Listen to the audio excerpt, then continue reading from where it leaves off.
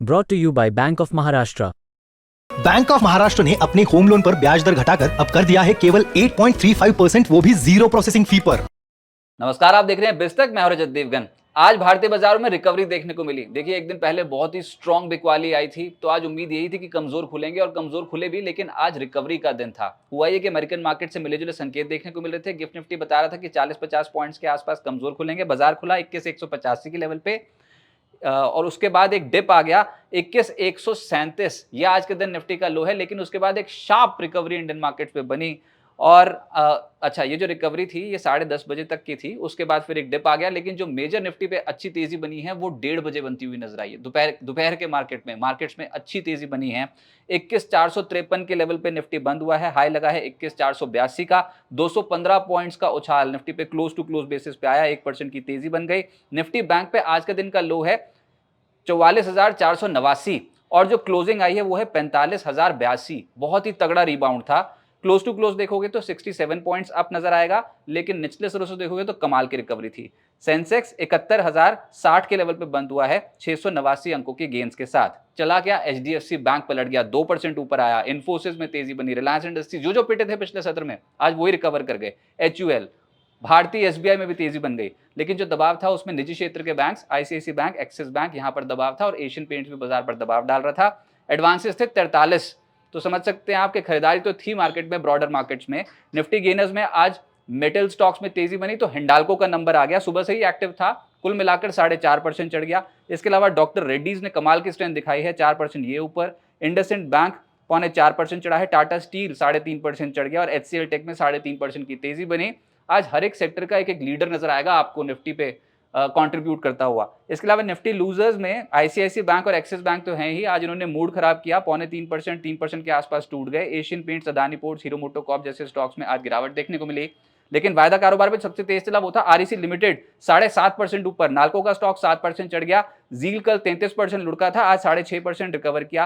PFC 6.5% ऊपर था और इंडस स्टार्स में 6% की स्ट्रेंथ आई। एफएनओ लूजर्स में ओबरॉय रियल्टी लगातार टूट रहा है स्टॉक पोस्ट रिजल्ट्स, आज भी 5% नीचे था। आईसीआईसी बैंक और एक्सिस बैंक तो निफ्टी के ही टॉप लूजर्स हैं। आईडीएफसी फर्स्ट बैंक और डेल्टा कॉर्प में भी 2% से 2.5% के आसपास का डेंट पड़ गया। मिड कैप्स बहुत लंबी सूची आज गेनर्स की, क्योंकि एकदम से मार्केट जब टूटने लग रही थी तो मिड कैप्स की पिटाई बहुत तगड़ी हुई थी, लेकिन आज रिकवर कर गया और खासतौर से सरकारी खेमा आज बहुत एक्टिव हो गया। आईएफसीआई 20% ऊपर था। मिड कैप में बॉम्बे डाइंग में 16.5% की चाल बन गई। साउथ इंडियन बैंक 13% उछल गया। एचएफसीएल नए लेवल पे पहुंच गया, 13% ऊपर था ये स्टॉक। मिधानी का स्टॉक आज 12% ऊपर। जहां जहां फंडामेंटल स्ट्रांग है और पिछले सत्र में टूटे, आज वही एकदम से निचले स्रोत से लपक लिए ट्रेडर्स ने। एचसीसी 11% ऊपर। हुडको का स्टॉक 10.5% ऊपर था। मोतीलाल ओसवाल फाइनेंशियल सर्विसेज 10% चढ़ा है। ओरिएंट सीबर्ट 10% चढ़ा है। आईडीबीआई, केईआई, एमएमटीसी का जो स्टॉक है यहाँ पर अच्छी तेजी बनी, लगभग 10% की। आलोक इंडस्ट्रीज, सतलुज जल विद्युत निगम, एनएफएल, सूची बहुत लंबी है। ये तो वो स्टॉक्स हैं जो 9.5% से ज्यादा की चाल डिलीवर कर रहे थे। मिड कैप लूजर्स में कर्नाटका बैंक स्टॉक आज टूटा है 8% पोस्ट रिजल्ट्स। उज्जीवन फाइनेंशियल 7.5% टूटा है। तानला प्लेटफॉर्म, ग्रेविटा, टाटा एलेक्सी, इसमें मेजरली वो स्टॉक्स टूटे हैं जहां पर नतीजे बाजार को अच्छे नहीं लगे। टाटा एलेक्सी, तानला प्लेटफॉर्म्स, इनमें मुनाफा वसूली थी। Max Health, Welspun Living, Credit Access Grameen और उज्जीवन स्मॉल फाइनेंस बैंक, इन स्टॉक्स में 4% और 5% के आसपास की गिरावट देखने को मिली। सेक्टर स्पेसिफिक सबसे फेवरेट रहा मेटल्स। आज मेटल स्टॉक्स में एकदम से तेजी बन गई और इनफैक्ट ग्लोबली भी मेटल्स में, एज बेस मेटल्स में अच्छी तेजी बन रही है। चाइना का स्टिमुलस एक मेजर कारण जो बताया जा रहा है, लेकिन इक्विटी मार्केट को चढ़ा वो था नाल्को, 7.25% ऊपर। स्टील अथॉरिटी 5.5% चढ़ गया। हिंद कॉपर 5.5% के आसपास तेज था। एनएमडीसी, हिंडाल्को, वेदांता 4.25% से 5% चढ़ते हुए नजर आए। टाटा स्टील का शेयर लगभग 3.5% चढ़ा है। सीपीएससी यानी कि सरकारी खेमा एक्टिव हो गया और मिड कैप्स में तो तेजी थी, लेकिन अगर ब्रॉडर स्पेस में देखोगे तो सतलुज जल विद्युत निगम, एनएचपीसी 7% से 9.5% चढ़े हैं। एनबीसीसी 7% चढ़ा है। पावर ग्रिड निफ्टी का स्टॉक ये 3% ऊपर रहा। एनएलसी इंडिया, कोल इंडिया, ओएनजीसी जैसे स्टॉक्स 2% से 3% चढ़ते हुए नजर आए। आईटी में जो तेजी बनी उसमें एचसीएल टेक लीड कर रहा था, 3.5% ये चढ़ गया। Coforge, Tech Mahindra, LTTS, Persistent, Wipro सब ऊपर थे। 2% से 3% की तेजी इन तमाम स्टॉक्स में। सरकारी बैंक्स निजी क्षेत्र के मुकाबले ज्यादा बेहतर प्रदर्शन कर रहे हैं। पीएसयू बैंक में आज जो तेज हो उसमें था आईओबी, 5% से ज्यादा चढ़ा है। बैंक ऑफ महाराष्ट्र 5% चढ़ गया। पीएसबी 3.5% ऊपर था। Central bank, PNB, bank of Baroda और एसबीआई जैसे स्टॉक्स आज 2% से 3.25% चढ़ते हुए नजर आए। लेकिन वहीं पर ही सरकारी बैंक्स के मुकाबले निजी क्षेत्र के जो बैंक्स हैं उन्होंने डिसअपॉइंट किया। मेजरली दो थे ऐसे, आईसीआईसी बैंक और एक्सिस बैंक, दोनों की पिटाई हो गई और निफ्टी के ही टॉप लूजर्स हैं। इसके अलावा IDFC फर्स्ट बैंक भी 2.5% टूटता हुआ नजर आया, लेकिन चढ़े भी हैं। IndusInd bank, RBL bank, HDFC bank, यहाँ पर तेजी बनी और HDFC बैंक का स्टॉक बहुत पिटाई के बाद आज 2% चढ़ता हुआ नजर आया है। निचले स्रोत से रिकवरी थी। ऑयल एंड गैस स्पेस में अच्छी तेजी थी।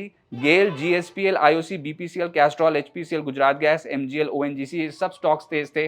और फार्मा, हेल्थ केयर, इनमें भी तेजी थी, जिसमें डॉक्टर रेड्डीज, ग्लेनमार्क, एल्केम 3.5% से 4% चढ़ गए। जाइडस लाइफ, ऑरो फार्मा, लाल पाथ लैब्स, इंजीन, इनमें तेजी देखने को मिली।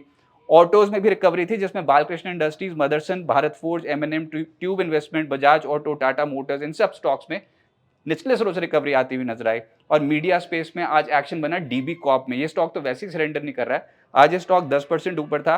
जील पिछले सत्र में 33% टूटा था, आज 6% ऊपर रहा।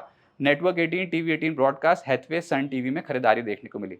अब आगे क्या होगा देखिए, कल FNO एक्सपायरी है, ये जनवरी सीरीज की एक्सपायरी होगी जो कल कटेगी। लेकिन इंपॉर्टेंट क्या है, ये क्लैश हो रही है वीकली क्लोजिंग के साथ। जी हाँ, कल हफ्ते का आखिरी कारोबारी सत्र है, 26 जनवरी को छुट्टी होगी, तो ये कल का सत्र वीकली क्लोजिंग भी है और जनवरी सीरीज की वायदा एक्सपायरी भी है। इसके चलते वोलेटिलिटी भी बढ़ेगी, लेकिन बाजार फिलहाल इन स्तरों पे कंसोलिडेट करेगा ऐसा लग रहा है। ऑप्शन राइटर्स हावी रहेंगे, दो तरफा चाल मार्केट में बनेगी। अगर तेज खुल गए तो उसके बाद ऊपरी स्तरों पे मुनाफा वसूली भी आएगा। अगर नीचे चले गए इंटरनेशनल मार्केट्स की वजह से, तो फिर निचले से रिकवरी भी आ सकती है। बाजार अभी ऐसा लग रहा है कि 21,300, 21,400 के जोन्स को संभालने की कोशिश करेगा, यहाँ पर सहारा मिलता हुआ नजर आएगा। और आज भी निचले से एक अच्छी खरीदारी है और 21,400 की पुट में अच्छी राइटिंग भी दिखाई देती है।